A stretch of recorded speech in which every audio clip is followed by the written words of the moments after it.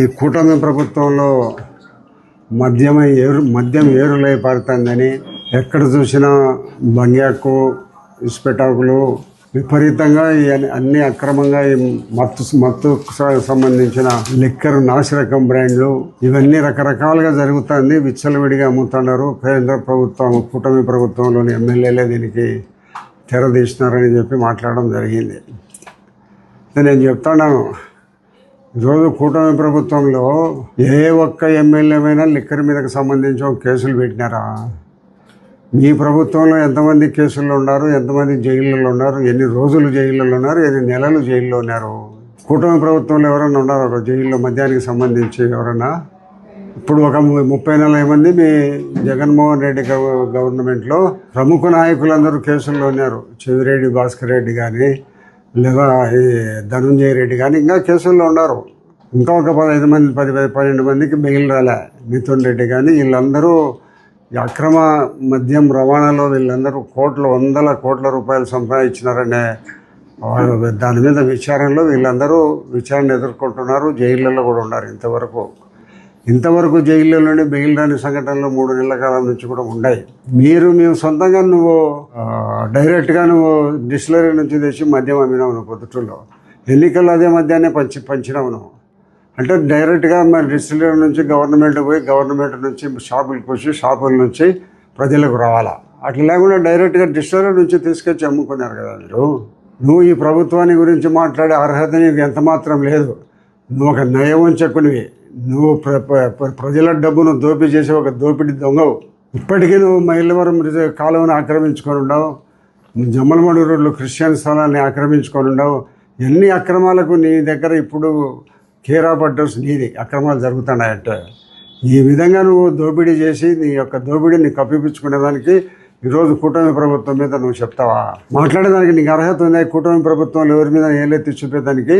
కాబట్టి నువ్వు ఏదో నంగనాశి మాదిరి ఏదో నువ్వు సత్యుని మాదిరి మాట్లాడుతుంటావే, నవ్వుకుంటారు ప్రజలు. నువ్వు ఎప్పుడైనా చూసుకో, ఈ కూటమి ప్రభుత్వం ఎక్కడైనా ఈరోజు కూడా కొంతమంది ఎమ్మెల్యేలను ఏదో చిన్న తప్పులు చేస్తుంటే మా ముఖ్యమంత్రి గారు వాళ్ళను దండించడం జరిగింది.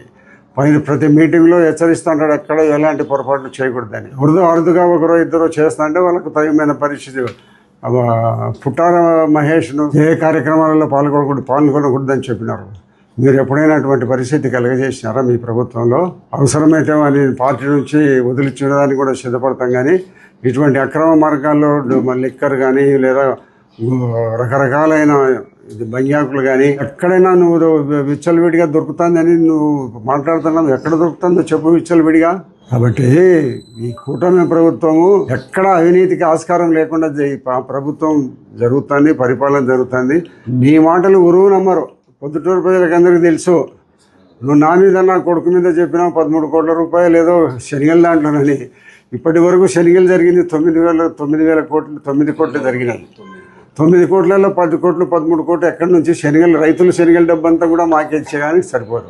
రకరకాల ఆరోపణలు చేస్తాడు. నేను ఒక్కటే చెప్తాను, నేను కానీ మా కుటుంబ సభ్యులు కానీ నా కొడుకు కానీ ఇంకా నువ్వు 50 ఏళ్ళు బతికేదానికి నీకు వయసు ఉంది. నువ్వు బతికే వయసులో ఎప్పుడైనా మా అవినీతిని ఛాలెంజ్ చేస్తాను, నువ్వు నిరూపించుకో. మా కుటుంబ అవినీతిని ఎక్కడైనా ఉంటాయి. మేము మా కోసం బతుకుతున్నాం, ఎవరి కోసం బతకడంలే. మా రాజకీయ జీవితాన్ని నిజాయితీగా బతికిపోవాలనేది మేము మా నిర్ణయించుకున్నాం. ఒకరు చెప్పింటే మేము ఉండడంలే. కాబట్టి మీరు ఏదో ఎన్నిసార్లు మా మీద ఆరోపణ చేసినా కూడా ప్రొద్దుటూరు ప్రజలు నమ్మరు. ప్రొద్దుటూరు ప్రజలు నిన్ను గురించి తెలుసు, నన్ను గురించి తెలుసు, అందరి గురించి తెలుసు.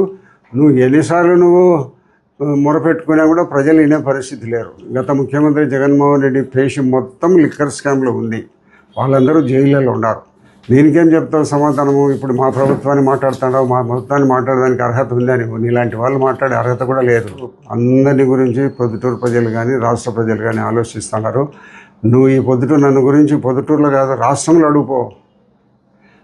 ఆంధ్రప్రదేశ్ రాష్ట్రంలోనూ సమైక్య ఆంధ్రప్రదేశ్ రాష్ట్రంలోనూ అడుగుపో. నన్ను గురించి ఏం చెప్తారో? నువ్వు ఊరికే చెప్తాను కానీ ఏమవుతుంది? పొద్దుటూరు ప్రజలు నమ్ముతారా? కాబట్టి నువ్వు ఎన్నిసార్లు ఎన్ని అబద్ధాలు మా మీద ఎన్ని 100 కోట్లు సంపాదించినామని కూడా ప్రజలు నమ్మే పరిస్థితి లేరు. అటువంటి పరిస్థితి మాకు అవసరం లే. మేము దిగజారి చెయ్యి కిందికి పెట్టి బతకాల్సిన పని మాకు లేదు. ఉన్నంతలోనే జీవించి బతుకుతాం అంతే.